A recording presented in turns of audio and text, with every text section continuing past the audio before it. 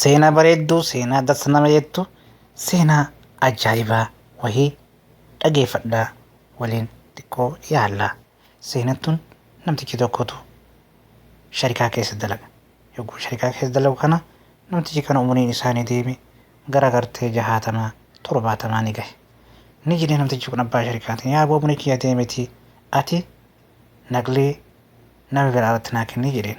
Laa jedheen siin kennuu na bira taa jedheen. Laa aboo ani garteetiniin naqlee nama biraa irraa barbaadaa jedheen. Laa siin kennu jedheen.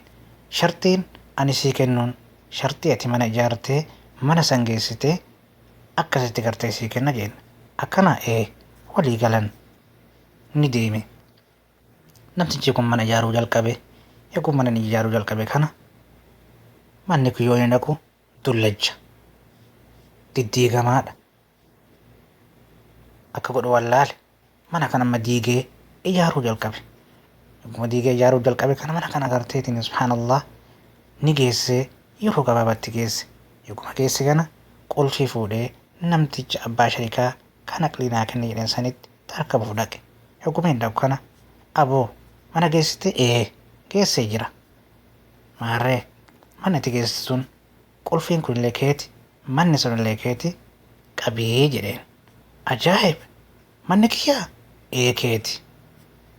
Akkamitti kiyya ta'uu danda'a ani miskiina gartee nama waan qabne rakkoo hin qabu. Nama garteetiniin rabbiin ni duroomsaa jedhe. Akkana qulfii irraa fuudhee dhaqe. Yoo hin dhaqu manni haarawa manni maashaallah addisiidha. Haarawa das nama jedha. Kanaaf rabbiin nu maraa guyyaa tokkotti nu duroomsuu danda'a jechuudha.